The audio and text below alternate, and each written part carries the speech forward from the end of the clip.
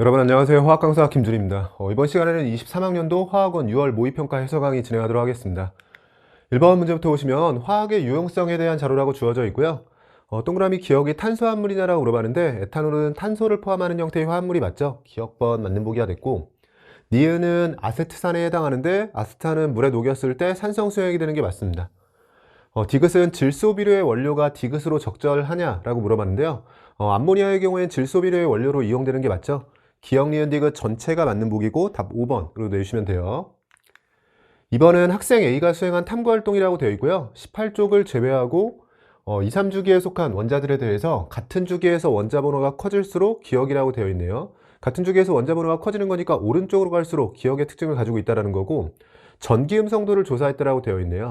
아래쪽에 각각의 주기별로 전기 음성도를 조사했는데 같은 주기에서 전기 음성도는 원자 번호가 커질 때 커지는 모습을 보여주고 있죠. 가설이 옳다라고 되어 있고요. 옳은 것 고르라고 되어 있습니다. 전기 음성도가 커진다는 기억으로 적절한 거고, CO2에서 C는 부분적인 음전하를 띠냐라고 물어봤는데 탄소와 산소 중에서는 탄소가 전기 음성도가 작은 거죠. 전기 음성도가 작은 쪽에서는 부분적인 양전하를 띠게 됩니다. 니은은 틀린 보기. 디귿은 PF3에서 극성 공유결합이 있냐라고 물어봤는데요. 서로 다른 비금속 원소 간의 결합이고 극성 공유결합에 해당하는 거죠. 기억과 디귿이 맞는 보기가 됐고, 보기들 중에선 답 3번으로 내주시면 됩니다. 오른쪽 3번 보시면 화합물 A2B와 CD를 화학결합 모형으로 나타냈다고 되어 있고요. A2B의 경우에는 A는 지금 수소에 해당하는 거죠. 첫 번째 껍질에서 단일 결합을 하고 있고요. B는 산소에 해당하는 거죠. 오른쪽에 C 플러스와 D-의 경우에는 네온의 배치를 가지고 있는데 하나를 잃고 네온의 배치를 갖게 된 건 3주기 1쪽에 해당하는 나트륨입니다. Na 플러스에 해당하는 거고, D-는 네온의 전자 배치를 하나 얻어서 네온의 전자 배치를 가지고 있으니까 2주기 17쪽에 해당하는 플로린이죠. F- 형태가 되는 거네요. 기억번에 A2B가 공유결합 물질이냐라 물어봤는데 H2O의 경우에는 비금속 원소 간의 결합으로 공유결합 물질에 해당하는 거죠. 기억번 맞는 보기가 되고요. C는 나트륨, 금속에 해당하는 거고, 금속은 연성이나 전성이 있는 거죠. 연성이 있다. 니은도 맞는 보기가 됐습니다. 디귿번 C2B 액체가 전기전도성이 있냐라고 물어봤는데요. C2B면 Na2O에 해당하는 거고, 이온결합 물질이죠. 이온결합 물질은 액체나 수액 상태에서 전기 전도성이 있습니다. 기억, 니은, 디귿 전체가 맞는 보기고 답 5번으로 내주시면 돼요. 4번은 수소 원자의 서로 다른 오비탈 가부터 라에 대한 자료라고 주어져 있고요. 수소 원자 조건이 주어져 있고 대응시킬 4개의 후보군을 제시한 거네요. ES, EP, 3S, 3P 중에 고르라고 되어 있습니다. n 플러스 L 값이 제시되어 있는데 n 플러스 L 값은 1과 2에 대해서는 1S, 2S로 1대1 대응이고요. 3과 4에 대해서는 2개씩 대응이 되는 거죠. 기억을 하고 계셔야 돼요. 3자리의 경우에는 2P와 3S입니다.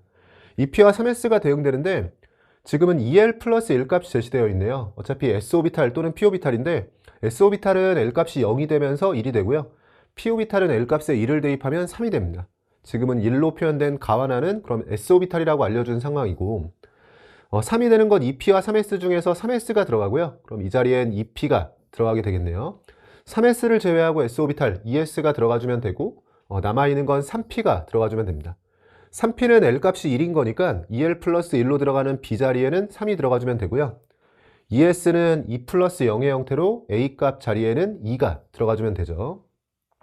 라는 2P가 아니라 3P죠. 기억 틀린 보기가 됐고, A와 B의 합은 2와 3의 합이죠. 5가 되는 게 맞습니다. 에너지 준위는 수소원자 조건이 붙어 있기 때문에요. N값에만 의존하는 거고, 나와 다 중에서는 나 쪽에서가 큰 거죠. 디귿 맞는 보기가 됐네요. 니은과 디귿이 맞는 보기고 답 4번으로 내주시면 돼요. 아래쪽 5번 보시면 이주기 원소 조건이 제시되어 있고요. W부터 Z로 구성된 분자에 대해서 옥텟 규칙 만족 조건도 제시했네요. 이주기의 옥텟 만족이면 CnOF 중에 골라야 되고, W의 경우엔 3개의 결합을 하고 있으니까 질소에 해당하는 거고요. X의 경우에는 단일 결합을 하는 플로린이죠. NF3에 해당합니다. X가 플로린으로 들어가면 결합 2개 하는 Y는 산소, OF2에 해당하고, X는 플로린, 결합을 4개 하고 있는 Z는 탄소에 해당하고요. 결합 3개 하고 있는 W는 질소에 해당하는 거죠. 가의 분자 모양은 NF3는 SN4 기반으로 질소의 비공유전화쌍이 존재하면서 삼각뿔 형태가 됩니다. 기억 틀린 보기가 됐고요. 결합각, 다와 나를 비교하라고 되어 있는데 다는 SN2 기반의 직선형이죠. 나는 SN4 기반의 비공유전화쌍이 두 쌍 들어가는 구분형이기 때문에 직선형에서 180도로 결합각이 큰 거죠. 극성 분자가 두 가지냐라고 물어봤는데 삼각불형이나 구분형은 전부 다 극성 분자인 거고요. 선형은 양쪽 원자가 같으면 무극성이 될 수도 있었지만 양쪽 원자가 다르기 때문에 마찬가지로 극성 분자입니다. 전체가 극성 분자이기 때문에 극성 분자는 세 가지인 상황이네요. 디귿도 틀린 보기가 됐고 니은번만 맞는 보기죠. 답 2번으로 내주시면 됩니다. 간단하게 1페이지 정리해봤고요. 잠시 쉬었다가 이어서 2페이지 풀어보도록 하겠습니다. 여러분, 이어서 2페이지 문제 풀어보도록 할게요. 6번 문제 보시면 크기가 다른 두 밀폐된 진공용기 가하나에 각각 X 액체를 넣었다라고 되어 있고요. 액체를 진공 상태에서 넣고 시간에 따른 액체와 기체의 양을 나타낸 것이라고 되어 있는데, 액체는 줄어들고 기체는 늘어나다가 동적 평형 상태에 도달하겠죠. 그럼 동적 평형 도달까지는 이 값이 감소하는 상태일 테고요. 가에서는 2t일 때, 나에서는 3t일 때 동적 평형 상태에 도달했다라고 조건이 제시되어 있습니다. 가에서는 2t인 거니까 여기에서 동적 평형이고요. 나에선 3t니까 여기서 동적 평형. 동적 평형 이후로는 유지가 될 테니까 B와 C는 같은 거고, 여기서도 유지가 되고 있을 테니까요. 이 값은 1로 들어가야 되고, 동적 평형 이전에는 위쪽에서 분석을 했듯이 이 분수 형태의 값은 감소하고 있어야 돼요. 즉 A가 1보다 크다라는 것도 조건을 찾아낸 겁니다. 기억번 맞는 보기가 됐고요. B와 C는 지금 같은 거죠. D는 틀린 보기가 됐습니다. 2t일 때 증발과 응축 속도의 비율을 묻고 있는데 2t일 때 가에서는 동적 평형인 거니까 증발과 응축 속도가 같은 거죠. 가에서는 1이 되고요. 나에서는 1을 기준으로 해서 아직 동적 평형 이전인 거니까 겉으로는 증발을 하고 있어야 돼요. 증발을 하려면 증발 속도, 분모가 커야 되는 거니까 1보다 작은 값입니다. 나에서가 가에서보단 작은 거죠. 디귿도 틀린 보기가 됐네요. 기억번만 맞는 보기고 답 1번으로 내주시면 됩니다. 7번은 1, 2주기 원소 조건이 제시되어 있고 W부터 Z로 이루어진 물질에 대해서 루이스 전자점식을 나타냈다고 되어 있네요. 1쪽에 금속 양이온이 들어가야 되고 1쪽에는 수소하고 리튬이 있는데요. 금속 이온으로 들어가는 건 리튬이죠. Li 플러스 형태인 거고요.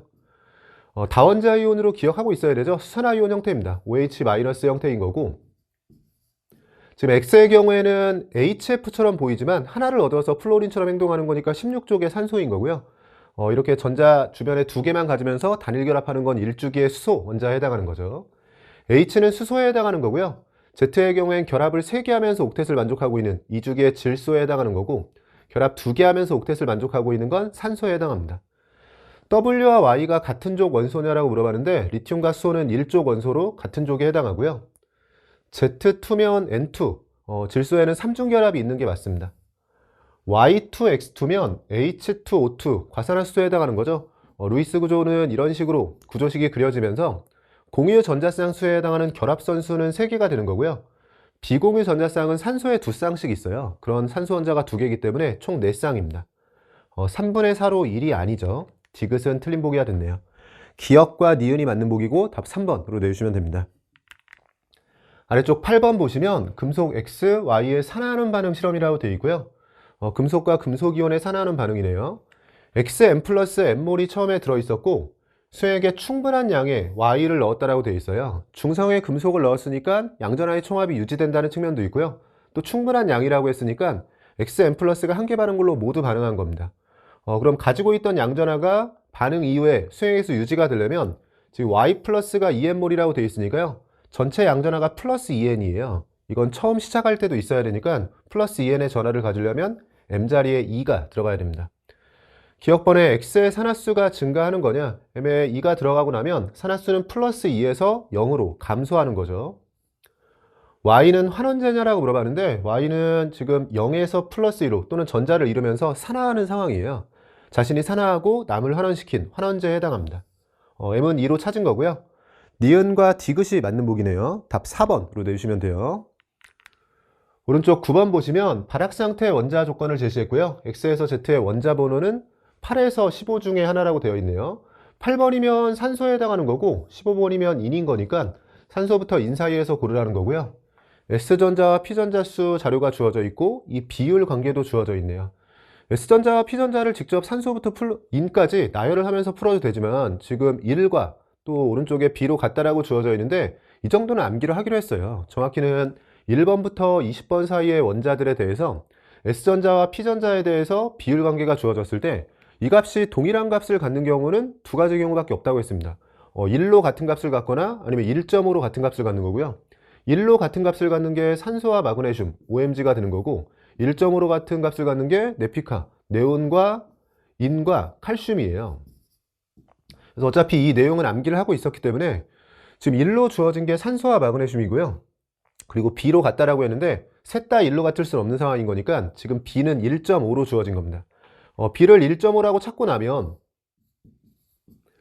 8번부터 15번이라고 했으니까 20번의 칼슘은 제외하고 네온과 인이 대응이 돼야 돼요. 네온의 경우에는 S전자가 4개에 P전자가 6개죠. 이는 S전자가 6개에 P전자가 9개인 상황입니다. 그럼 공통의 값을 갖는 건 지금 6으로 들어가는 상황. A가 6에 해당하는 거고요. A에 6을 대입하고 나면 이 자리도 6으로 들어가는 거죠. 그럼 S전자와 P전자에 대해서 P전자가 6이 되는 상황은 지금 주어진 자료를 보면 4와 6으로 들어가면서요. Y자리가 네온이 되는 거고 6과 9로 들어가면서 Z자리에 인이 들어가야 되고요. 6인데 S전자와 P전자 같아지는 건 6과 6으로 같아지는 거죠. 이 자리는 마그네슘이 됩니다. 참고로 산소였다면 4와 4로 같아지는 상황이었을 거예요. 대응을 잘 시켜줬고요. B는 1.5이자 2분의 3에 해당하는 거고 Y와 Z가 같은 주기 원소냐라고 물어봤는데 네온은 2주기, 이는 3주기인 거니까 서로 다른 주기가 됩니다. 전자가 들어있는 P오비탈 수 Z와 X를 비교하라고 되어 있는데요. 이는 3P에 3개가 들어가면서 2P, 3P에 전자가 다 들어있어요. 6개의 P오비탈에 전자가 들어있고요. X는 마그네슘은 3주기지만 아직 3P에 전자가 들어있지 않기 때문에 2P에만 전자가 들어있는 상황. 3개의 P오비탈에 전자가 들어있습니다. 2배의 차이가 나는 상황이 맞네요. 기억과 디귿이 맞는 보기가 됐고요. 보기들 중에선 답 3번으로 내주시면 됩니다. 아래쪽 10번 보시면 2, 3주기 원자 조건을 제시했고요. 재N 이온화 에너지에 대해서 자료를 제시했네요. 원자과 전자수가 각각 3이하라고 했으니까 원자과 전자수가 1, 2, 3, 즉 1족, 2족, 13족 중에 고르란 얘기고요. 1차부터 4차까지 주어져 있는데 그럼 원자과 전자수가 3 이하인 거니까 4차까지 보면 급격한 증가를 하는 곳이 있어야 되는 거네요. X의 경우에는 1차 0.74를 기준으로 급격한 증가를 할 때 대략 10배 정도 되는 거죠. 1차 기준으로 한 10배 정도 되는 E3 위치에서 급격한 증가를 하는 거고요. 3차에서 급격한 증가를 했죠. Y의 경우에는 10배 이상 커지는 상황이 여기네요. 4차에서 급격한 증가인 거고 Z의 경우에는 3차에서 급격한 증가를 했습니다. 그럼 대응을 시킨다라고 했을 때 X와 Z는 3차에서 급격한 증가를 했으니까 원자과 전자가 2개인 2족이에요. 같은 2족에서 비교한다라고 했을 때는 이 자리와 이 자리를 비교하면서 1차 이온화 에너지가 큰 쪽이 주기율표상 위쪽에 있어야 되죠. Z가 베릴륨으로 들어가고 X자리에 마그네슘이 들어갑니다. Y의 경우에는 4차에서 급격한 증가를 했으니까 원자과 전자수가 3개인 13족, 알루미늄과 붕소 중에 골라야 되고요. 만약에 알루미늄이 들어갔다면 마그네슘과 알루미늄 중에서 1차 이온화 에너지가 마그네슘이 커야 되죠. 2족과 13족의 예외죠. 근데 지금은 오히려 마그네슘 쪽이 이온화 에너지가 작은 거니까요. Y자리에 알루미늄이 들어가면 안 되고 붕소가 들어가야겠네요. 베릴륨 붕소 중에서는 베릴륨이 커야 되는데 큰 모습을 잘 보여주고 있습니다. 기억번에 Y는 알루미늄이 아니라 붕소예요. Z는 베릴륨 2주기 원소에 해당하죠. 디귿이 맞겠네요. 원자과 전자수는 Y는 붕소로 3개, X는 마그네슘으로 2개이기 때문에 3과 2로 부등호가 잘 맞게 들어갔습니다. 디귿번만 맞는 보기가 되고요. 보기들 중에선 답 3번으로 내주시면 됩니다. 11번 문제 보시면 A수액을 만드는 실험이라고 되어 있고요. T도시에서 A몰 농도, A수액의 밀도를 D라고 제시했고 실험 과정이 주어져 있네요. 보통 결과를 먼저 보게 되는데 결과는 빠져 있고 구하는 걸 확인하게 되죠. X 플러스 Y를 구하라고 되어 있고요. 아래쪽 보기들의 배열을 보면 D가 들어있는데 D를 소거했을 때 숫자들이 구별이 되기 때문에요. 실전에서는 D를 살려서 풀이하는 게 아니라 D에 간단한 숫자, 지금 같으면 2를 대입하겠죠? D에 2를 대입하고 풀어주셨어야 돼요. 저는 해설을 해야 되니까 D를 살려서 정석대로 풀어보긴 할게요. A 1몰이 녹아있는 100g의 A몰 농도 수액을 준비한다라고 되어 있고요. 100g이라고 되어 있는데 밀도가 D죠. 그럼 질량을 밀도로 나누면 부피이기 때문에 D로 나눠서 D분의 100ml에 해당하는 거고요. 1몰이면 1000ml인 거죠. 그러면 몰 농도가 먼저 나오는 거죠. 몰수를 부피로 나누는데 밀리몰, 밀리리터인 거니까 1000을 D분의 100으로 나눠주면 되고 나눠준다는 건 뒤집어서 곱해주는 거니까요. 1000에 100분의 1을 곱해주면 10D 몰 농도가 됩니다. 그래서 A가 10D라는 게 먼저 나오고요.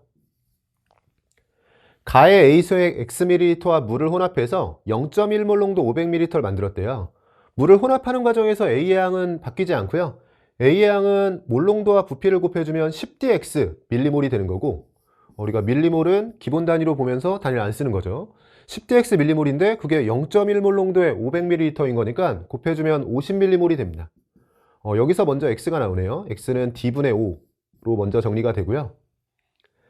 나에서 만든 A 수액 250ml, 0.1몰 농도 수액을 만들었는데 0.1몰 농도 수액 250ml인 거니까 곱해주면 25ml이 되고요. 여기에 가의 A 수액, 가의 A 수액은 10D 몰 농도짜리였죠. Y ml면 10DY가 더해지고 물을 넣는 과정에선 A의 양이 바뀌지 않고요. 최종적으로 A의 양은 0.2몰 농도의 500ml인 거니까 곱해주면 100ml 상황이 됩니다. 여기서 식이 하나가 더 나오게 되고 75가 되고요. Y는 하고 정리해주면 D분의 7.5 형태로 정리가 되네요.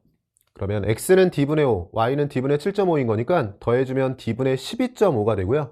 분모에 D가 들어가면서 숫자로 12.5가 필요한 건데 12.5면 2분의 25에 해당하는 거죠. 보기들 중에서는 답 2번으로 내주시면 됩니다. 2페이지까지도 특별한 문제는 없었던 것 같아요. 여기까지 해서 2페이지 간단히 정리해 봤고요. 좀 쉬었다가 이어서 3페이지 진행해 보도록 하겠습니다. 여러분 이어서 3페이지 문제들 풀어보도록 할게요. 12번 문제 보시면 금속과 산의 반응에 대한 실험이라고 주어져 있고요. A와 B가 염산과의 반응을 통해서 수소기체를 생성하는 반응이죠. 금속 A 1g을 충분한 양의 염산과 반응시켜서 발생한 수소기체의 부피를 측정했다라고 되어 있어요. 충분한 양의 염산이라고 되어 있으니까 금속을 한계 반응물로 해서 생성되는 수소기체의 부피를 측정을 했고요. A 대신에 금속 B를 이용해서 다시 한번 반복했고 가하나에서 측정한 수소기체의 부피를 비교한다라고 되어 있고 이 실험으로부터 B의 원자량을 구하기 위해서 반드시 이용해야 될 자료를 보기에서 고르라고 되어 있습니다. 일단 B의 원자량을 구하려고 하는 거고요. 원자량을 구하기 위해선 질량과 몰수가 필요하겠죠. 근데 질량의 경우에는 실험 과정 가를 반복할 때 A 1g 대신에 B 1g으로 실험을 할 테니까 원자량을 구하기 위해서 질량은 1g으로 주어진 거고 그 1g에 해당하는 즉 실험 과정에서 사용한 B의 몰수만 구하면 되는 상황이에요. 근데 B의 몰수를 구하기 위해서 어차피 염산이 충분한 양 들어가면서 B가 한계 반응물로 반응했고 생성되는 수소기체를 관찰하고 있는데 B와 수소기체의 개수가 1대1의 비율을 가지고 있기 때문에 반응한 B의 몰수는 생성되는 수소기체의 몰수를 구해도 되는 겁니다. 생성된 수소기체의 몰수가 그대로 B의 몰수가 되는 거죠. 근데 아래쪽에 두 실험을 비교하면서 측정된 수소기체에 대해서 부피를 비교해서 알고 있는 건데 온도와 압력이 일정한 기체에 대해서는 부피비가 몰수비예요. 그러면 두 실험에서 생성된 수소기체의 몰수비를 알고 있다는 거고 그럼 우리가 B의 몰수 대신에 생성된 수소의 몰수를 구해도 되는데 두 기체의 비율을 알고 있으니까요. 몰수비를 알고 있다면 꼭 두 번째 실험에서 생성된 수소기체의 몰수가 아니라 첫 번째 실험에서 생성된 수소기체의 몰수를 알아도 되네요. 그걸 부피비를 통해서 아래로 내려올 수 있는 거죠. 그럼 첫 번째 실험에서 생성된 수소기체의 몰수를 알면 되는 건데 첫 번째 실험에서 생성된 수소기체의 몰수를 알아내려면 한계 반응물이 A이기 때문에 A의 몰수만 알면 됩니다. 그럼 그거에 2분의 3배 해주면 되는 거죠. 근데 A의 몰수를 구하려고 보니까 A의 질량이 제시되어 있죠. 그럼 A의 질량에서 A의 몰수로 넘어가려면 A의 원자량 하나만 있으면 되는 거네요.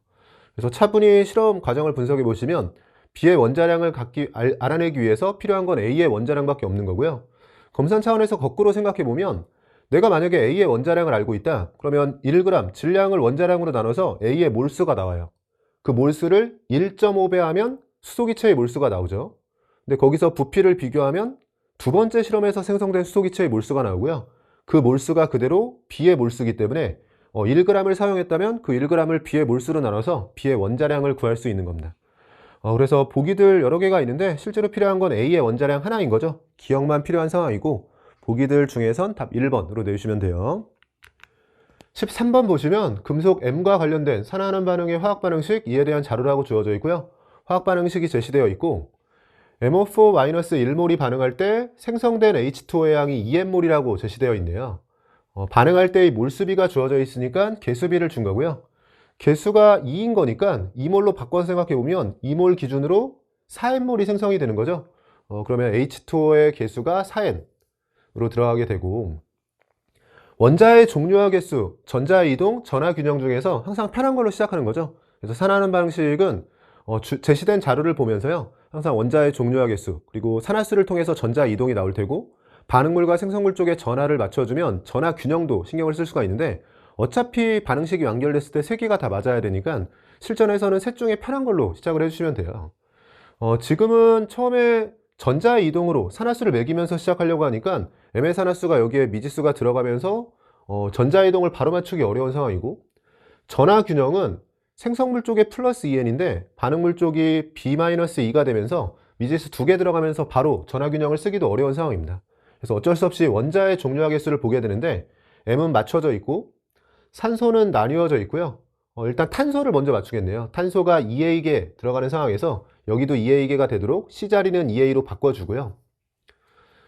수소가 있고 산소가 남아있는데 지금 이 자리를 2A로 쓰면서 산소를 관찰했으면 산소가 지금 4A, 4A로, 그러니까 A가 미지수로 있지만 얘가 빠지면서 일단 N값이 먼저 나오게 되네요. 이쪽에 한번 정리해 볼게요. 그러니까 지금 산소를 맞춰주면요. 산소가 반응물 쪽에는 8개가 있고 그 다음에 4A개가 있어요. 근데 여기를 맞출 때 지금 4A가 같이 나오죠. 생성물 쪽에 산소의 개수가 똑같이 4A가 들어가고 그리고 여기에 4N이 있습니다.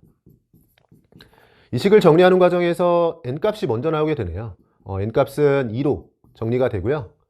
n에 2를 대입해주면 이 자리 2 플러스 형태로 들어가게 된 거고, n에 2를 대입해주면 복잡하니까 여기는 지우고 다시 한번 써볼게요. 이 자리가 8로 들어가게 됩니다. 그럼 이번에는 전하균형 의미가 있어지는 게 생성물 쪽에 둘은 중성이었고 양전하로 플러스 4밖에 없는 거죠. 그럼 플러스 4를 맞추기 위해선 마이너스 2가 있으니까요. 플러스 4를 맞출 수 있도록 B자리에 6이 들어가게 되고요.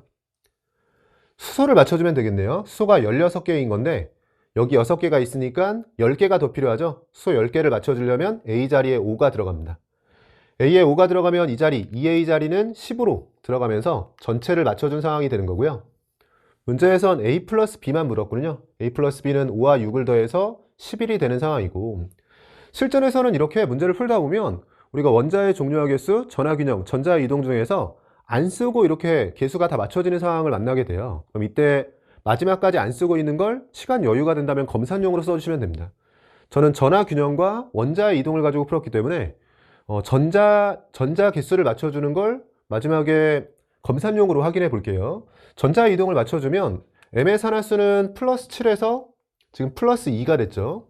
그럼 산화수가 5만큼 감소하게 되는데 그런 M 원자가 2개이기 때문에 10전자 반응이고요. 탄소의 산화수가 플러스 3에서 시작해서 여기는 플러스 4가 됐습니다. 탄소의 산화수가 1만큼 증가했고 그런 탄소가 10개이기 때문에 똑같이 10전자 반응이 되죠. 산화수가 한쪽은 증가하고 한쪽은 감소하는 것도 검산이고요. 이렇게 전자이동이 산화 쪽과 환원 쪽에서 동일한 것도 검산이 된 겁니다.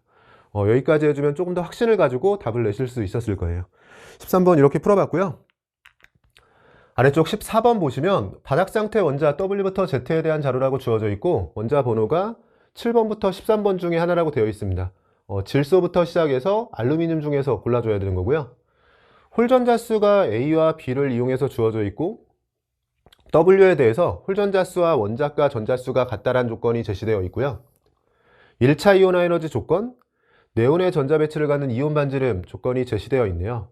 일단 홀전자 수, 원자과 전자 수가 같다라는 조건이 W에 들어있고 W가 이어지는 조건이 있으니까요. 나열을 하면서 정리를 해볼게요. 일단 홀전자 수의 경우에는 질소부터 나열을 해주면 3, 2, 1, 0의 형태로요. 이 주기에서 이렇게 들어가고 주기를 바꿔서 알루미늄까지죠. 앞쪽에 나트륨, 마그네슘, 알루미늄 이렇게 들어가게 됩니다. 원자과 전자수의 경우에는 질소부터 시작해서 5, 6, 7, 0이 되고요. 앞쪽에 원자과 전자수는 1, 2, 3이 될 텐데 이 값이 W에서는 같아야 돼요. 위아래 같은 값을 가질 수 있는 건 지금 이 자리 그리고 이 자리에 들어가면서 W의 후보군은 2개네요. 나트륨과 네온입니다. 근데 W에 네온이 들어간다면 네온은 1차 이온화 에너지가 제시된 후보군 중에서 가장 큰 거기 때문에 누군가보다 이온화 에너지가 작다라는 거에서 모순이 생기네요. 그럼 자연스럽게 W는 나트륨이 되는 거고요. 나트륨으로 들어가게 되면 A자리는 1로 대응이 되는 거고 그럼 홀전자 수가 1인 건 지금 나트륨 제외하고는 알루미늄과 플루오린이 됩니다.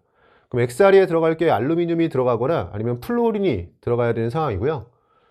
X에 대해서는 아래쪽에 이온화 에너지 조건이 더 제시되어 있네요. 플루오린이라고 했을 때 뭐 나트륨과 플루오린 사이에 누구든 들어갈 수 있기 때문에 지금 주어진 조건에서 모순을 찾기 어렵고 알루미늄이라고 했을 때 모순이군요. 지금 X를 알루미늄이라고 해버리면 이온화 에너지는 오른쪽 이쪽에 있는 비금속들보다 지금 왼쪽 아래쪽에 있는 나트륨, 마그네슘, 알루미늄에서 꼴등들을 찾아야 되고, 그 중에 제일 꼴등은 당연히 나트륨이고요. W가 지금 이 자리에 나트륨으로 들어가는데, 문제는 이 X 자리에 만약에 알루미늄이 들어가 버리면 나트륨, 마그네슘, 알루미늄에 대해서 마그네슘과 알루미늄이 1차 이온화 에너지 예외에 해당하기 때문에 나트륨 다음으로 이온화 에너지가 작은 게 알루미늄이에요. 그러니까 이 자리가 나트륨이라고 해주면 얘를 알루미늄이라고 했을 때 나트륨과 알루미늄 사이에 Y 원소가 들어갈 자리가 없습니다. 나트륨이 이온화 에너지가 제일 작고 이 후보군들 중에서요. 그 다음 작은 게 바로 알루미늄. 그래서 X가 알루미늄이면 이온화 에너지 조건에 모순이 되면서 X는 플루오린으로 들어가게 되네요. 그럼 플루오린이 대응이 됐고, Y에 대해서는 나트륨과 플루오린 사이에는 대응이 되는 이온화 에너지를 갖는 애가 많기 때문에요. 아래쪽을 볼게요. 네온의 전자 배치를 갖는 이온의 반지름이 X와 Y에 대해서 Y가 크다라고 되어 있는데, X는 플루오린으로 찾았으니까 이온 반지름이 플루오린보다 큰 게 Y여야 되네요. 그러면 이온 반지름이 크다라는 건 등전자 이온에서 이온 반지름은 원자 번호가 작을수록 커지는 거거든요. 그럼 플루오린보다 원자 번호가 작아야 되고, 플루오린보다 원자 번호가 작은 건 질소와 산소밖에 없습니다. 그럼 Y가 질소 또는 산소로 들어가야 되는데, 여기서 이제 마지막 조건이 쓰이는군요. 만약에 이 자리가 질소로 들어갔다면 홀전자 수가 15족인 거니까 3개가 되죠. 그럼 이 자리가 홀전자 수가 4개가 되는데 홀전자 수는 많아야 3개인 상황인 거니까요.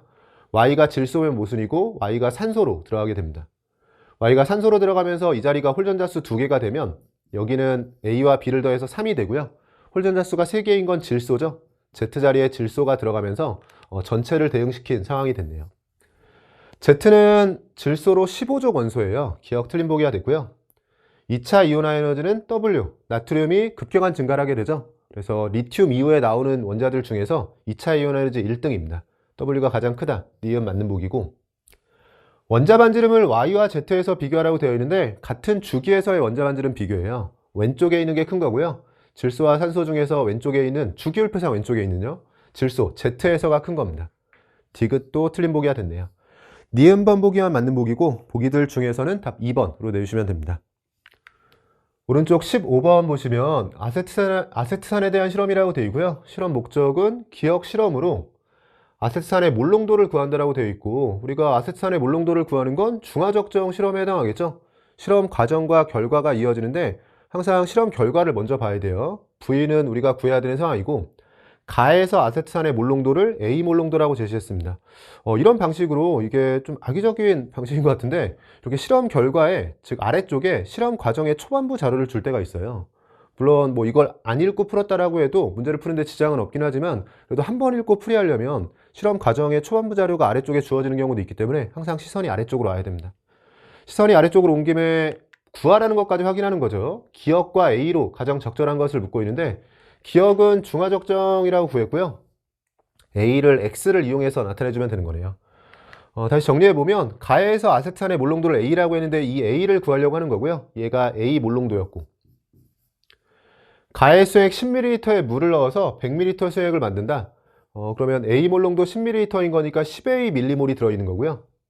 이 중에 20ml만 가져와서 실험을 하는 거네요. 5분의 1만 가져왔으니까 들어있는 아세트산의 양도 5분의 1에 해당하는 2A만 들어있을 테고요. 여기에 지시약을 떨어뜨렸으니까 바로 적정을 한 겁니다. 그럼 적정에 사용한 아세트산의 양은 2A 밀리몰이고, 이게 중화점까지 들어간 NaOH 또는 지금처럼 KOH의 양이 되겠죠. KOH는 0.2몰 농도 KOH가 들어갔는데 X ml가 중화점까지 들어갔으니까요. 밀리몰 단위로는 0.2X가 들어간 겁니다. 이 값이 0.2X가 되는 거고, A는 하고 정리했을 때 10분의 X 형태로 정리가 되네요. 중화적정 실험이고요. 10분의 X에 해당하는 거니까 보기들 중에서는 답 3번으로 내주시면 됩니다. 아래쪽 3페이지 마지막 문제네요. 16번 문제 보시면 물질 가부터 다에 대한 자료라고 주어져 있고요. HCl과 H2O, NaOH 중에서 고르라고 되어 있고, pH와 pOH에 대한 비율 관계가 제시되어 있네요. pH와 pOH에 대해서는 더해서 14인 거죠. 지금 pH와 pOH 같으면 중성인 거고요. 7분의 7 형태로 정리가 되는 거고, 6분의 1이라고 되어 있는데 더해서 7밖에 안 되기 때문에요. 더해서 14가 되도록 2배 해주면 됩니다. 그럼 실제 pOH와 pH는 12분의 2 형태로 바꿔주면 되고, 같은 방식으로 얘도 더해서 14가 되도록 2배 해주면 4분의 10 형태로 들어가고요. 우린 pH 분석이 편한 거니까 pH를 고려해주면 가가 중성의 물인 거고, 나에서가 산성이죠. pH가 7보다 작아지면서 염산 수액이 되고요. 다의 경우가 수산화나트륨 수액이 됩니다. 가가 HCl이 아니라 나가 염산이에요. 기억 틀린 보기가 됐고, 다와 나에서 H 플러스와 OH 마이너스의 몰수에 대해서 비교하고 있네요. 항상 몰수를 비교하라고 했을 때는 몰농도로 몇 배인지 부피로 몇 배인지를 따져주는 거고요. 이렇게 H 플러스나 OH 마이너스에 대해서 물었을 때는 농도는 P 스케일로 따져주는 게 좋습니다. 그래서 실전이었다면 나에서 수소이온에 대한 거니까 나에서는 pH를 쓰고요. 다에서 수산화이온에 대한 거니까 다에서는 pOH를 씁니다. 그리고 P 스케일로 이렇게 2차이 나는 건 농도로는 100배, 10의 제곱배 차이 나는 거고 P 스케일에선 작은 쪽이 고농도인 거니까요. 항상 이렇게 분수 형태로 몇 배냐라고 물었을 때 분자를 기준으로 해서 지금 농도로 봤을 때는 100배만큼 분자 쪽이 큰 거죠. 그래서 농도로 100배인 거죠. 100배를 먼저 쓰고요. 그다음에 부피, 분자인 나가 주어인데 부피의 경우에는 나 쪽에서가 절반입니다. 그래서 농도로 몇 배인지 부피로 몇 배인지 그대로 곱해주면 몰수로 몇 배인지가 나오죠. 둘을 곱해주면 50이 되면서요. 니은번 맞는 보기가 되고, 디귿번 가와 다를 모두 혼합한 수행에서 pH는 10보다 작은 거냐? 가와 다를 혼합하면 물과 수산화나트륨 수액을 섞은 거죠. 즉 수산화나트륨에 물을 섞어서 희석하는 상황이 되는 거예요. 희석했을 때는 기본적으로 그게 산이든 염기든 중성 pH 쪽으로 움직여야 됩니다. 그래서 10에서 물을 넣기 시작하면 무조건 중성 pH 쪽으로 움직이면서 25도씨에서 중성은 7이죠. 7 쪽으로 움직이면서 pH는 10보다 작아지게 돼요. 디귿번 맞는 보기가 됐고, 니은과 디귿이 맞는 보기네요. 보기들 중에서는 답 5번으로 내주시면 됩니다. 3페이지까지도 특별한 문제는 없었던 것 같아요. 여기까지 해서 3페이지까지 쭉 풀이했고요. 이어서 4페이지에 남아있는 뇌문항 풀어보도록 하겠습니다. 여러분, 이어서 4페이지에 남아있는 뇌문항 풀어보도록 할게요. 17번 문제 보시면 분자 XY에 대한 자료가 주어져 있고요. 분자를 구성하는 원자에 대해서 중성자수분의 전자수에 대한 비율이 상대값으로 제시되어 있네요. 일단 중성의 원자에 대한 거니까 전자수는 양성자수로 바꿔서 해석을 해주면 되고, 중성자수분의 양성자수에 대한 비율 관계가 주어져 있는데 X는 한 종류지만 Y가 동위원소로 주어져 있어요. 동위원소에 대해서는 정의상 양성자수가 동일한 거니까요. 우리가 분수 형태의 자료에 대해서 분자값은 동일한 상태고, 근데 전체 비율이 5대4를 만족하려면 분모에 들어가는 중성자수는 4대5 비율로 들어가줘야 됩니다.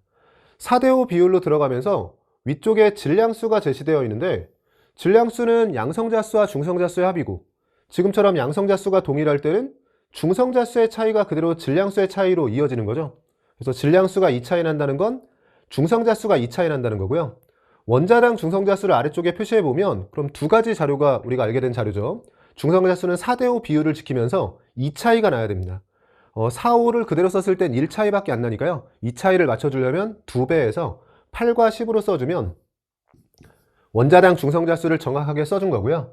앞쪽에 X도 같은 방식으로 자료 정리를 해볼게요. 아래쪽에 원자당 중성자수, 위쪽에 양성자수를 쓴다라고 했을 때 양성자수에 대해서 X와 Y가 2차이 난다는 조건이 제시되어 있어요.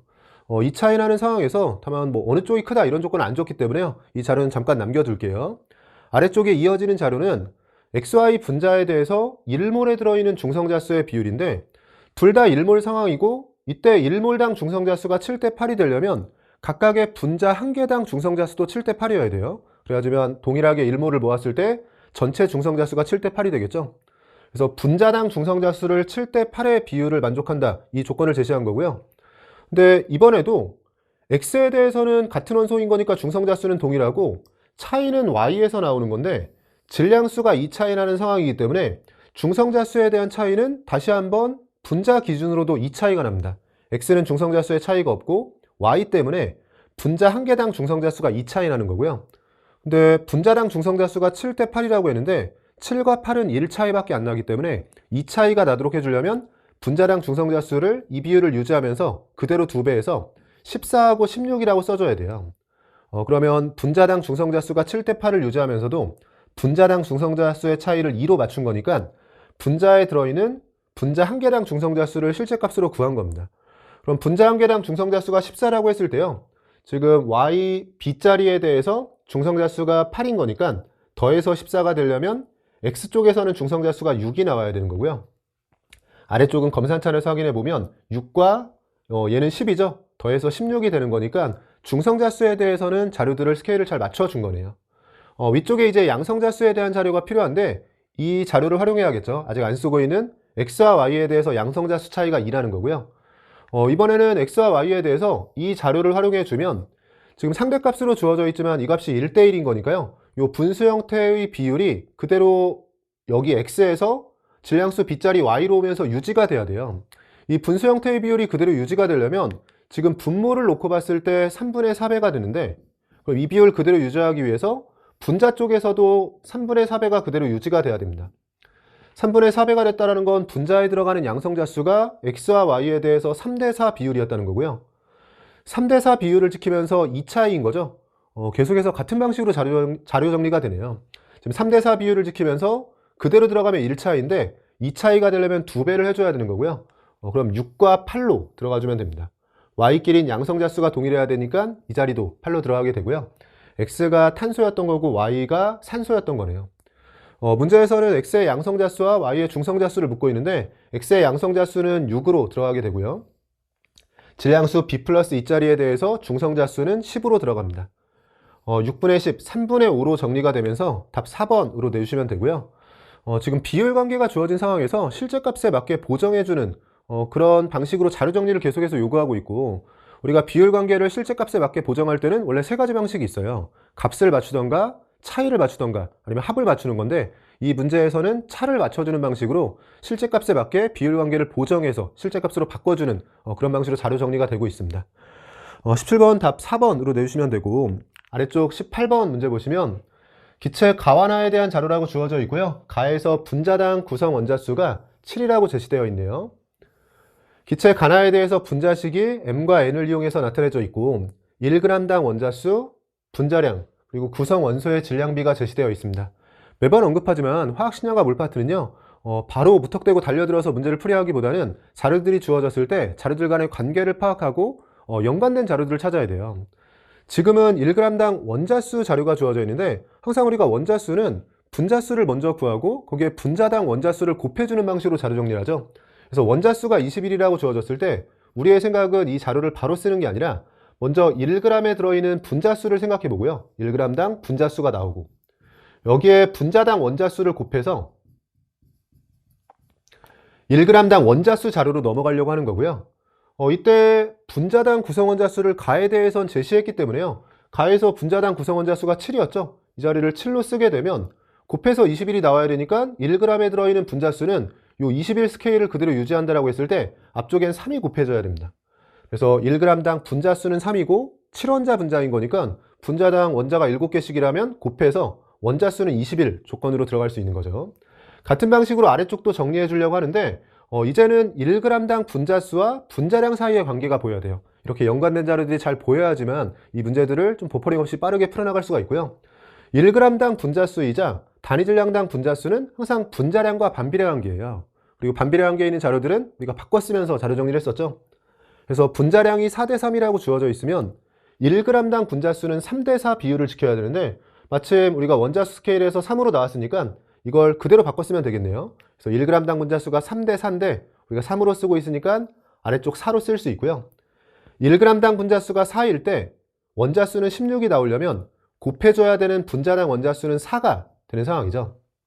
그럼 나의 경우에는 4원자 분자라는 건데 n과 n으로 표현되어 있으니까 이 자리가 2라는 걸 찾은 거네요. 그래야지만 4원자 분자 상황이 되는 거고요. n값을 2라고 찾고 나면 이 자리가 4가 되고 분자당 원자수가 7이기 때문에 m을 3이라고 찾게 되는 거죠. 문제에서 구하라고 한 것 중에서 n은 2, m은 3이 되면서 앞쪽 자료는 정리가 됐고 이제 남아있는 건 원자량 b에 대해서 묻고 있는데 지금 분자량에 대한 상대값이 있고 아직 안 쓰고 있는 이 질량비를 활용해 주면 될 것 같아요. x와 y에 대해서 질량비가 9대 1인데 그냥 이 9와 1을 그대로 써볼게요. 그럼 x 3개로 9가 나오려면 x의 원자량은 3 기준으로 들어가야 되고요. y 4개로 1이 나오려면 y의 원자량은 4분의 1, 즉 0.25 기준으로 들어가야 됩니다. 그럼 x의 원자량, y의 원자량을 구했고요. 문제는 z의 원자량을 요구하고 있으니까 x와 y의 원자량을 그대로 대입해주면 9와 1이 되면서 분자량은 10 기준으로 쓸 수가 있고 4대3 비율을 지켜야 되니까 이 원자량을 그대로 썼을 때 아래쪽 Z2, Y2에 대해서 분자량은 7.5가 나와야 돼요.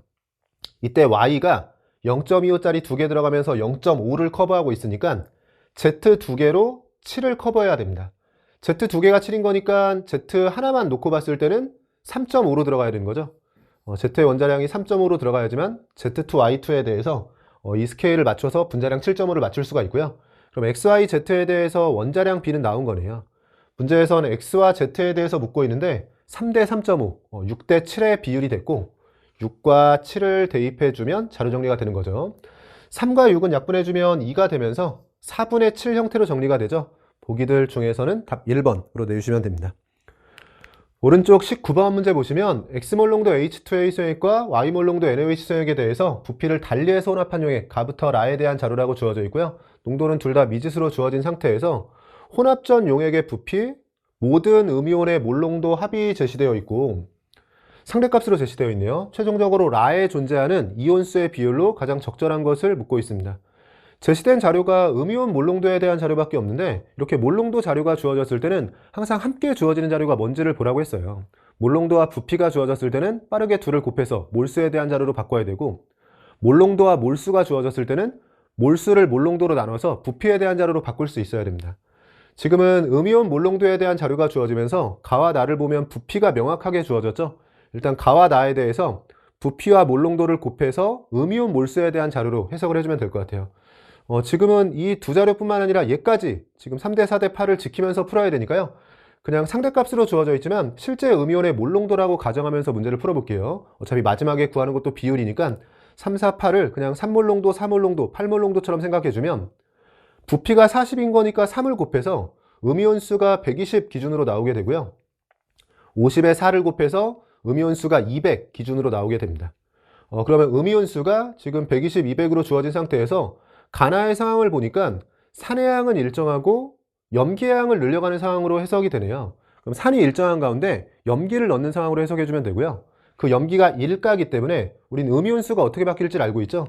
음이온수의 경우에는 1가가 들어와서 반응하는 상황이면 중하점까지는 이온수가 안 바뀌고요. 그 이후에는 반응 없이 계속해서 음이온이 쌓일 테니까 이렇게 늘어나는 상황이 될 겁니다. 근데 지금 음이온수가 가에서 나로 가면서 분명히 늘었기 때문에요. 중하점이나 중하점 이전까지는 음이온수가 안 바뀌어야 되는데 늘어나는 걸로 봐서 분명히 나는 중하점 이후 상황이에요. 그래서 이 부등호를 통해서 나에서 염기성이라는 걸 찾게 되고요. 염기성이라고 액성이 나오게 되면 이온수에 대한 자료는 항상 과량을 기준으로 소량이 들어왔다고 생각해야 돼요. 그 소량이 1가일 때는 이온수 변화가 없는 거고 2가일 때는 들어온 만큼 빼줘야 됩니다. 음이온수에 대해 생각할 때 NaOH가 과량으로 염기성 상황인 거니까요. NaOH가 이온수를 기준을 잡고 여기에 H2A, 정확히는 A2- 음이온으로는 2가가 들어오는 상황이기 때문에 A2-가 들어온 만큼 빼서 200이 나오는 거죠. 그러면 바로 여기에 자료를 찾기는 어려운 상황이네요. 이 둘 중에 하나라도 채워주려고 했었는데요. 지금 200이라는 건 어떻게 얻어진 거냐면 NaOH가 결정한 음이온수에서 H2A가 들어온 만큼 빼줘서 200이 나온 겁니다. 그래서 이 둘 중에 어느 것도 바로 채우기는 어려워 보이고요.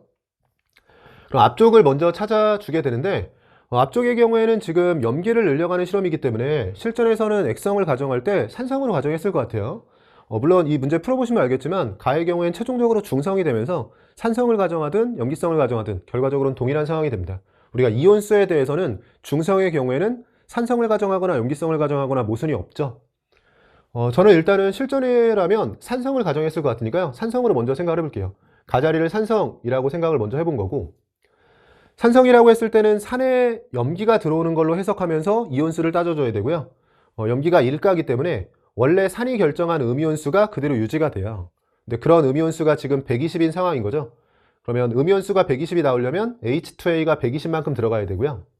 그래서 이 자리를 먼저 찾게 되고 10에 120이었으니까 이 자리도 120으로 들어가게 되고 이 상태에서 아래쪽 200을 맞추려면 앞에서 정리를 했었지만 염기성에서는 NaOH가 가지고 있던 음이온수를 기준으로 A2-가 들어온 만큼 빼줘야 되죠.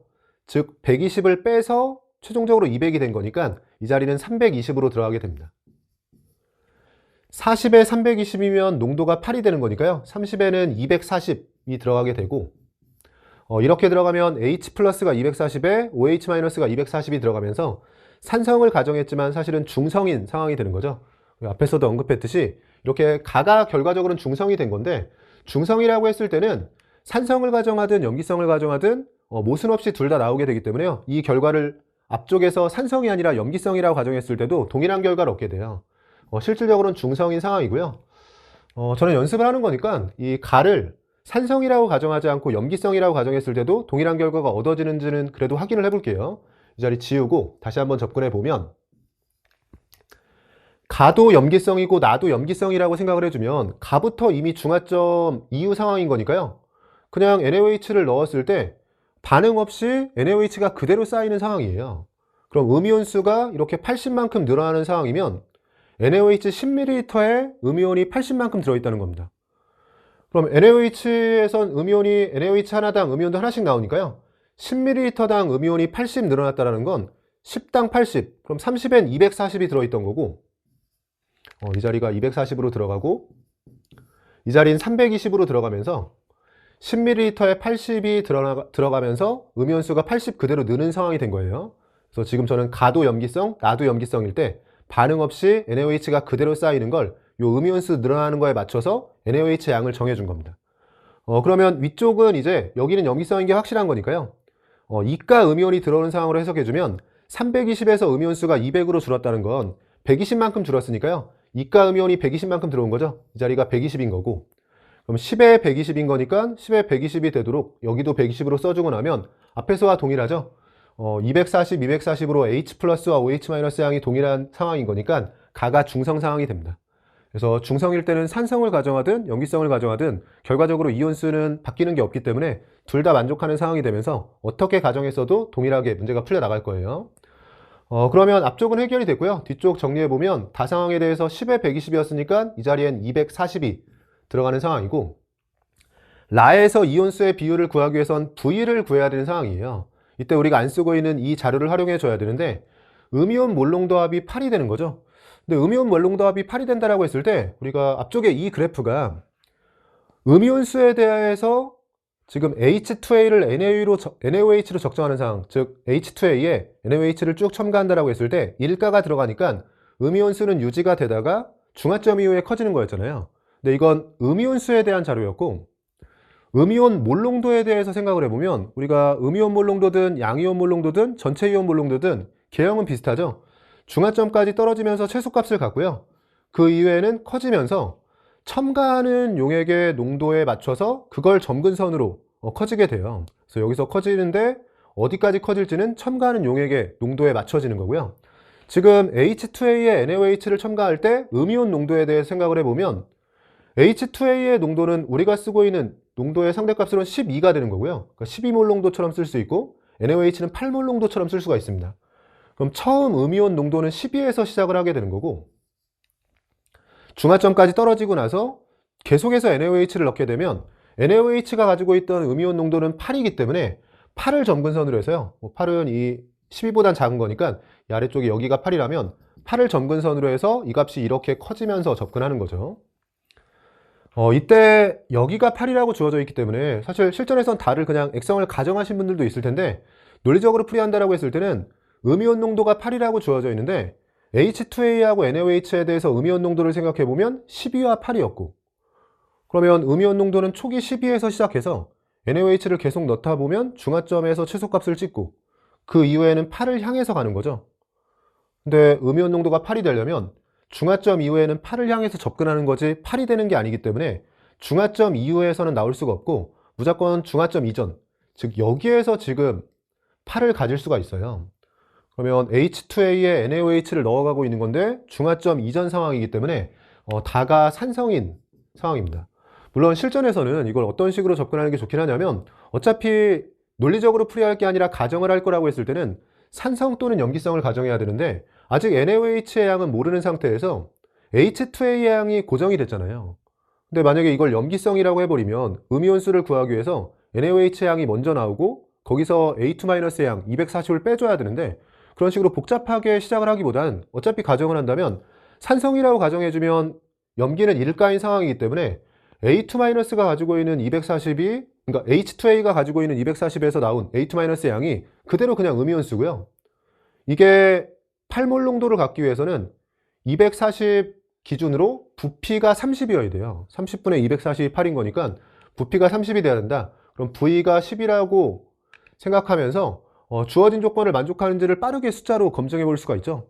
그래서 실전에서 액성을 가정한다라고 했을 때는 검증이 편한 산성으로 가정했어야 될 것 같고, 근데 사실은 귀류법으로 풀이하지 않아도 이 그래프 상황을, 그래프 개형을 생각해 보시면 액성에 대해서 논리적인 판단도 가능한 문제였습니다. 산성이라고 했을 땐 방금 했듯이요. 어차피 일가 염기가 들어오는 상황이기 때문에 산이 가지고 있던 음이온량이 바뀌지 않아요. 그럼 음이온량은 240. 근데 농도를 8을 만족하려면 부피가 30이어야 되니까 전체 부피가 30이 되도록 V에 10이 들어가주면 되고요. V에 10이라고 했을 때는 이쪽 EV 값은 20이 되는 거고, 라에는 그러면 20을 기준으로 240이 들어가고, 아래쪽은 30을 기준으로 240이 들어가죠. 그러면 H2A와 NaOH가 1대1로 들어가는 거고요. 그럼 최종적으로 라에는 A2-가 있고 Na+가 있고요. 얘네들이 1대1로 들어간 상황에서 전하균형을 만족시켜 주려면 음전하가 2인 상태에서 양전한 1밖에 없으니까 H+가 더 필요한 거고요. H+가 1만큼 있어야 되는 상황입니다. 또는 그냥 이 밀리몰 단위로 그대로 써주면 A2-240에 Na+240이 있고요. 알자 이온의 경우에는 H+가 480에서 OH-240이 들어가는 거니까 H+가 240이 남죠. 그래서 240, 240 그리고 H+240에서 1대1, 1대1이라고 찾아주셔도 되죠. 간단한 문제이긴 하는데 복습하는 과정에서는 몇 가지 이제 우리가 그래프를 그려가면서 개형을 보고, 그러니까 액성을 그냥 무조건 가정하는 게 아니라 귀류법 풀이하는 게 아니라 논리적으로 풀어나갈 부분들이 몇 군데 있었어요. 복습할 때는 이런 부분들 좀 눈여겨보면서 복습해 주시면 좋을 것 같고, 1대1, 1대1의 비율을 가지고 있으니까 보기들 중에서는 답 5번으로 내주시면 됩니다. 아래쪽 마지막 문제 20번 문항 보시면 A와 B가 반응해서 C를 생성하는 반응의 화학 반응식이라고 주어져 있고요. 개수는 B와 C에 대해서 1대2로 제시되어 있고 전체가 기체인 것도 확인하게 되죠. 실린더에 A와 B를 넣고 반응을 완결시킨 실험 1, 2에 대한 자료라고 주어져 있고요. 반응 전 전체 기체의 질량, 전체 기체의 밀도, 그리고 A의 질량과 반응 후 A의 질량에 대한 상대값과 또 전체 기체의 부피 자료도 있네요. 여러 자료들이 주어져 있는데요. 일단 전체 기체의 밀도에 대해서 비율 관계를 줬는데 반응 전과 후에 기체만 존재하는 상황에서 질량 보존에 의해서 기체의 질량은 유지가 될 테니까요. 전체 기체의 밀도는 부피에 반비례하는 거예요. 질량은 유지가 되는 상황이라면 밀도와 부피는 반비례. 그래서 밀도가 5대7이라고 했을 때는 전체 기체의 부피가 7대5가 되는 거고요. 7대5의 비율을 지켜야 되는데 마침 반응 후 전체 기체의 부피를 5라고 줬으니까 반응 전 전체 기체의 부피는 7이 됩니다. 여기에 전체 기체의 부피 7 기준으로 써주고, 비슷한 방식으로 아래쪽도 해석을 할게요. 지금 D2라는 비례상수로 다시 한번 비율 관계를 줬네요. 이번 실험에서는 전체 기체의 밀도가 9대11인데 그럼 전체 기체의 부피가 11대9가 되는 거죠. 11대9가 되도록 이 자리 11 써주면 전체 기체의 부피에 대한 자료를 정리한 거고요. 반응 후 A의 질량에 대한 상대값을 제시하고 있는데 A가 남았다라는 거는 둘 다 한계 반응물이 B라는 걸 알려주고 있는 거죠. 그래서 둘 다 한계 반응물이 B라는 거 찾게 됐고, 그 다음에 자료 정리를 하려면 일단 전체 기체의 부피에 대한 자료가 있으니까요. 부피는 몰수에 비례한다라고 생각해주면 1번과 2번 실험에서 전체 기체의 몰수 변화, 전체 기체의 몰수 변화를 통해서 선형성 자료를 줬다라고 생각할 수 있네요. 지금은 이렇게 연결해주면 첫 번째 실험에서 전체 기체의 몰수가 이만큼 감소했다라고 생각할 수 있고, 두 번째 실험에서도 전체 기체의 몰수가 이만큼 감소한 상황이에요. 그럼 우리가 항상 같이 다니는 세 개가 있죠. 반응한 반응물의 양, 생성되는 생성물의 양, 전체 몰수의 변화량이 있습니다. 지금처럼 전체 몰수의 변화량이 동일하다는 건 1번과 2번 실험에서 반응하는 반응물의 양, 또 생성되는 생성물의 양도 같다라는 거예요. 그러면 1번과 2번 실험은 동일한 양 반응한 거니까 생성되는 생성물의 양, 즉 C의 양은 동일한 거고요. 그럼 반응 후 전체 기체의 부피가 의미가 있어지는 게 C가 얼마나 생성되는지 모르겠지만 생성된 C에 대해서 이쯤 써볼까요? 그러니까 생성된 C의 양은 동일한 거예요. 이게 얼만큼인지 모르겠지만 C는 동일하다.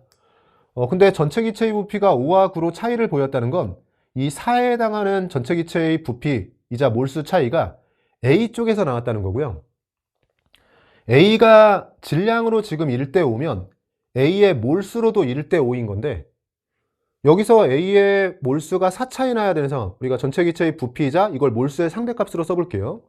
그러면 C의 양은 동일하고 이 차이는 A 때문에 나온 건데 A에 대해서 몰수로 4 차이가 나야 되죠. 근데 우리가 1대5 비율을 지키는데 4차이 나도록 해주려면 이번엔 이걸 그대로 써주면 되겠네요. 그럼 반응 후에 1몰의 A가 그리고 5몰의 A가 남았다라고 생각해주면 C는 동일한 가운데 A 때문에 몰수가 4차이고 여기서 이 4차이를 그대로 만족하고 있습니다.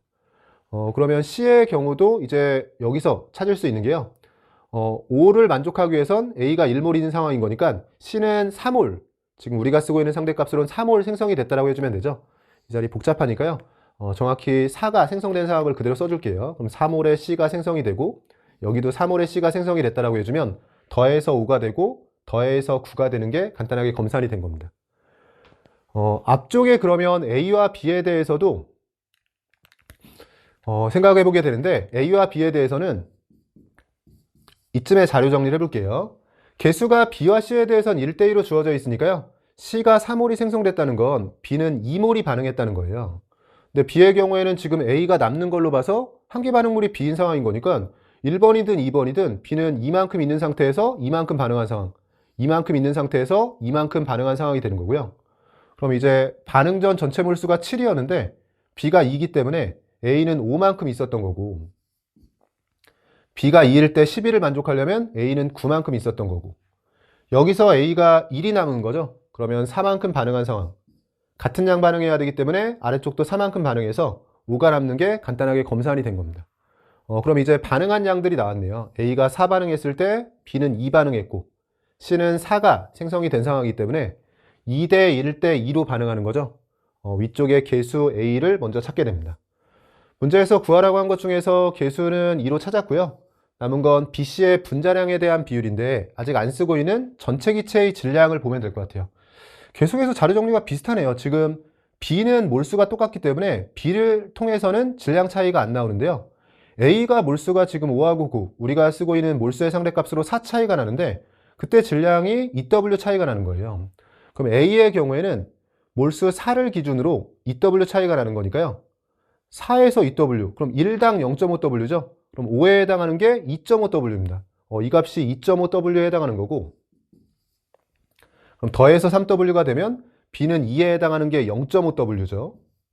여기서 시간 여유가 된다면 아래쪽을 검산하겠죠? 2는 0.5W로 그대로 들어가는 거고요. 5에서 2.5W, 즉 1당 0.5W니까 9는 4.5W가 되면서 2를 더해서 5W가 되는 게 검산입니다. 그러면 A와 B에 대해서는 몰수와 질량이 다 나왔죠? A는 1당 0.5W, B는 1당 0.25W니까 A와 B의 분자량비가 2대 1이에요. 위쪽에 A의 분자량을 2라고 했을 때 B의 분자량은 1인 상황이고요. 분자량을 통해서 질량 보존이 돼야 되는 거니까 반응물 쪽에 5가 있으면 생성물 쪽도 5가 되도록 C자리에는 2.5가 들어가주면 됩니다. 그럼 전체적으로 분자량비를 다 찾은 거고요. 문제에서 B와 C에 대해서 분자량비를 묻고 있는데 2대 5의 비율을 가지고 있는 거죠. B가 2일 때 C는 5의 비율을 가지고 있습니다. 그러면 2에 5분의 1을 곱하는 거니까 곱해주면 5분의 4가 되고요. 보기들 중에서는 답을 2번으로 내주시면 되는 거네요. 전체적으로 지금 4페이지에 있는 문제들이 대부분 다 비슷한데 지금 비율 관계가 먼저 주어진 상태에서 그 비율 관계를 이용해서 상대값 풀이를 해주고 이 상대값을 차이를 이용해서 실제 주어진 자료의 스케일에 맞추는 형태로 자료를 보정해 주는 거죠. 그래서 비율 관계를 우리가 실제 값에 맞춰서 보정해 줄 때 값을 맞춰도 되고 차를 맞춰도 되고 합을 맞춰도 된다고 했었는데 지금 이 문제 4페이지에 있는 문제들은 대부분이 차를 맞추는 형태로 자료 정리를 해주는 그런 형태의 유형의 문제였던 것 같습니다. 여기까지 해서요 23학년도 6월 화학원 모의평가에 대한 해설 강의를 마치도록 하겠습니다. 수고하셨습니다.